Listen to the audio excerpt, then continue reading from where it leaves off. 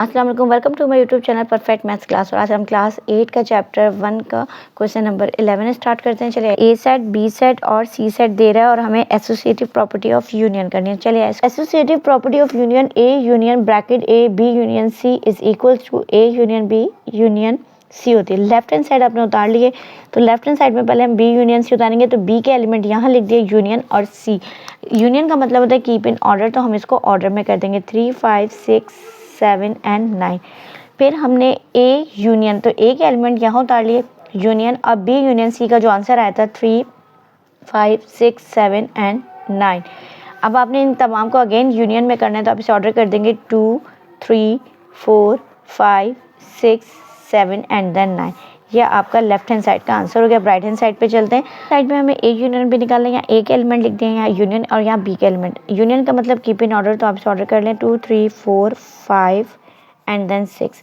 अब हमारे पास क्या है, ए यूनियन बी का जो आंसर आया था वो यहाँ पे सेम कॉपी कर देंगे 2, 3, 4, 5, 6, और यहाँ सी के एलिमेंट लिख दिया। अगेन यूनियन करना है, तो इसको ऑर्डर कर दें 2, 3, 4, 5, 6, 7 एंड 9। आपका left hand side equal to, दोनों के आंसर सेम आए तो left hand side equal to right hand side. इस तरह associative property of union complete होती है। नेक्स्ट क्वेश्चन पे चलते हैं। भी ए सेट के एलिमेंट बी और सी के एलिमेंट दे रहा है, इसमें हमें करना है associative property of intersection. Associative property of intersection set की, A intersection B intersection C is equal to A intersection B intersection C. तो हम लेफ्ट हैंड साइड ले लेंगे, सबसे पहले बी इंटरसेक्शन सी निकालते हैं। तो देखिए इन दोनों में क्या कॉमन है, पी क्यू। दोनों में सिर्फ पी क्यू कॉमन आया, तो आपने पी क्यू निकाल लिया। अब हमें ए के एलिमेंट मैंने यहाँ लिख दिए और बी के एलिमेंट बी इंटरसेक्शन सी के एलिमेंट हम यहाँ लिख देंगे। इन दोनों में कुछ भी ऐसा नहीं हो तो एम्प्टी सेट आपका आंसर हो गया। ये लेफ्ट हैंड साइड कंप्लीट है। अब राइट हैंड साइड में हमें ए के एलिमेंट दे दिए और यहाँ पे मुझे बी के एलिमेंट दे दिए। इन दोनों में कुछ भी एक जैसा नहीं है तो एम्प्टी सेट आ गया। अब पहले ए इंटरसेक्शन बी लिखा हुआ है तो एम्प्टी सेट लिख दिया, इंटरसेक्शन सी के एलिमेंट। अब फिर अगेन इन दोनों में कुछ भी नहीं है तो एम्प्टी सेट आपका आंसर हो गया। इस तरह हमारी लेफ्ट हैंड साइड भी एम्प्टी सेट आई और राइट हैंड साइड भी, तो left hand side equal to right hand side. इस तरह क्वेश्चन नंबर 12 कंप्लीट होता है। 13 देखते हैं। क्वेश्चन नंबर 13 में ए सेट के एलिमेंट बी के और यूनिवर्सल सेट दे रहा है। डी मॉर्गन्स लॉज, यानी कि डी मॉर्गन का फर्स्ट और सेकंड लॉ प्रूव करना और साथ में इसकी वेन डायग्राम भी बनानी है। साइड स्टार्ट करते हैं। लेफ्ट हैंड साइड हमें क्या दे रहा है, ए यूनियन बी का होल कॉम्प्लीमेंट। होल कॉम्प्लीमेंट का मतलब क्या है, यूनिवर्सल में से आपने ए यूनियन बी माइनस करना है। तो पहले हम ए यूनियन बी निकाल लेते हैं, ए यूनियन बी। तो आपने यहाँ पे ए सेट के एलिमेंट हमें कितने दे रहा है, 1 से लेके 4 तक दे रहा है, और इसी तरह यूनियन और बी के एलिमेंट दे रहा है 3, 4, 5 एंड 6। ए यूनियन बी का मतलब ये है कि आपने इसको ऑर्डर कर देना है 1, 2, 3, 4, 5 एंड 6। अब कॉम्प्लीमेंट निकालना है, तो ए यूनियन बी का होल कॉम्प्लीमेंट के लिए आपने universal set minus A union B लिखना है। यूनिवर्सल के एलिमेंट है आपके पास 6 तक, 1, 2, 3, 4, 5 एंड देन 6, माइनस फिर ए यूनियन बी का आंसर भी 1, 2, 3, 4, 5 एंड 6 ही आया था, तो ये सारे कट गए। तो एम्प्टी सेट आपका आंसर हो गया लेफ्ट हैंड साइड का। ए यूनियन बी के होल कॉम्प्लीमेंट का आंसर ये आपका आ गया है। अब हम राइट हैंड साइड पे चलते हैं। राइट हैंड साइड पे हमें A complement intersection B complement दे रहा है। तो हम पहले ए कॉम्प्लीमेंट निकालते हैं, तो यूनिवर्सल सेट माइनस ए, तो ए कॉम्प्लीमेंट बन जाता है। ए के यूनिवर्सल सेट के एलिमेंट है 1, 2, 3, 4, 5 एंड 6, माइनस कर लें। ए सेट के एलिमेंट है 1, 2, 3 एंड देन 4, तो 1, 2, 3, 4 जो यूनिवर्सल में बचता है that is your complement 5 and 6। A complement का आंसर आ गया। इसी तरह आप यहाँ पे बी कॉम्प्लीमेंट का कर लें, तो यूनिवर्सल सेट उतार लें 1, 2, 3, 4, 5 एंड 6। यूनिवर्सल सेट में से माइनस करते हैं बी सेट है 3, 4, 5 एंड 6। 3, 4, 5 एंड 6 कट गया, तो बी कॉम्प्लीमेंट का आंसर आपके पास आ गया 1 एंड 2। अब हमें निकालना है A intersection A complement B intersection B complement. E का आंसर आया था आपके पास 5 एंड 6, इंटरसेक्शन बी का आया था 1 एंड 2। तो देखें आपके पास कुछ भी एक जैसा नहीं आया, और ये एम्प्टी सेट ही आया। तो देखें डी मॉर्गन्स प्रूफ हो गया। लेफ्ट हैंड साइड भी आपकी 0 आई, एम्प्टी सेट आया, left hand side equal to right hand side. अब हम इसकी वेन डायग्राम बनाते हैं। यहाँ पे मैंने वेन डायग्राम के लिए ए सेट ए और बी देख लेते हैं। अगर कुछ दोनों में एलिमेंट कॉमन होंगे तो वो यहाँ लिख देंगे, नहीं होंगे तो हम अलग अलग। ए के जो एलिमेंट हैं 1 2 3 4 है, तो ए क्या 1 2 और 3 4 दोनों में आ रहा है, तो मैं 3 4 यहाँ लिख दूँगी। सही है। अब बी के एलिमेंट जो है 3 4 ऑलरेडी यहाँ आ गया और 5 6 आपने यहाँ उतार लेना। अब आपने पहले यूनियन का आंसर क्या आया था 1 2 3 4 5 6, तो इसका मतलब है कि हम इसको पूरे को शेड कर देंगे। तो आपने ये इसको पूरे को शेड कर देना है। अब आपने क्या करना है, अब आपके पास आंसर आया था ए यूनियन बी का होल कॉम्प्लीमेंट एम्प्टी सेट आ रहा है। एम्प्टी का मतलब है कि आपने ये बाहर की साइड पे आपने कर देना। ये लेफ्ट हैंड साइड को हम कर रहे हैं, पहले लेफ्ट हैंड साइड होगी फिर राइट हैंड साइड। अब हम आते हैं राइट हैंड साइड पे। तो राइट हैंड साइड पे ए कॉम्प्लीमेंट का आंसर, तो पहले वही बात है कि हमने 1 2 यहाँ लिख दिया, 3 4 और 5 6। इसी तरह 1 2 3 4 5 6 में तमाम पिक्चर्स में कंप्लीट कर देती हूँ, फिर शेडेड करते हैं।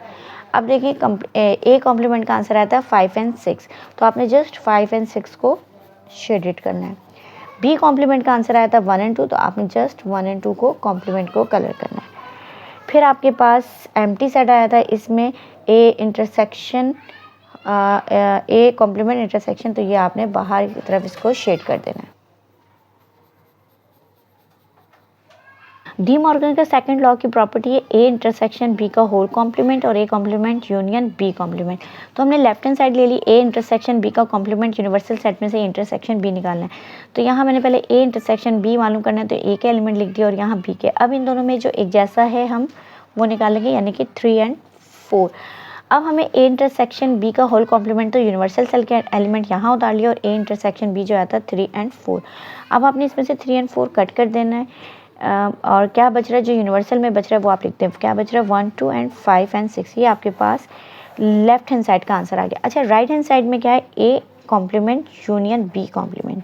तो देखें अभी ए कॉम्प्लीमेंट का मेरे पास आंसर आ चुका था, तो मैं यहीं पे ए कॉम्प्लीमेंट का आंसर लिख दूंगी 5 एंड 6 आया था यूनियन। अब बी कॉम्प्लीमेंट का आंसर 1 में कर चुके थे, तो वहीं से लिख लेते हैं 1 एंड 2 आया था, दोबारा निकालने की ज़रूरत नहीं है। अब हमें इनको ऑर्डर करना है, हम ए कॉम्प्लीमेंट बी का union B complement, A complement union B complement, इसे अब आपने ऑर्डर कर देना है। तो देखिए 1 2 एंड 5 एंड 6, तो ये आपके पास राइट हैंड साइड आ गई। तो left hand side equal to right hand side आ गई है, तो left hand side equal to right hand side आ गई। इस तरह आपका डी मॉर्गन का सेकंड लॉ कंप्लीट होता है। अब इसकी भी वेन डायग्राम बनाते हैं। वेन डायग्राम के लिए हमने पहले ए के एलिमेंट और बी के एडजस्ट करने, 1 2 3 4 दोनों में था तो वो यहाँ लिख देंगे, और 5 6। इसी तरह मैं तमाम पिक्चर्स में पहले नंबरिंग कंप्लीट कर लेती हूँ, उसके बाद जो है हम शेडेड कर देंगे। बस पहले ए इंटरसेक्शन बी का जो आंसर आया था आपके पास 3 एंड 4 आया था, तो हमने जस्ट 3 एंड 4 को शेड करना है। फिर ए इंटरसेक्शन 1 2 5 6, तो आपने 1 2 5 6 को शेड करना है, ये लेफ्ट हैंड साइड होगी। अब राइट हैंड साइड में देखें ए कॉम्प्लीमेंट का आंसर जो था मेरे पास 5 एंड 6 था, तो मैं 5 एंड 6 को कलर कर देती हूँ। बी कॉम्प्लीमेंट का आंसर 1 एंड 2 था, और इसके टोटल का जो आंसर आया था 1 2 5 6, तो देखिए 1 2 और 5 6। तो इस तरह आपकी डी मॉर्गन्स लॉ कंप्लीट होता है। क्वेश्चन नंबर 14 देखते हैं। क्वेश्चन नंबर 14 में A B C D E F G and H the names of the friends the summer camp join when they are enrolled different activities.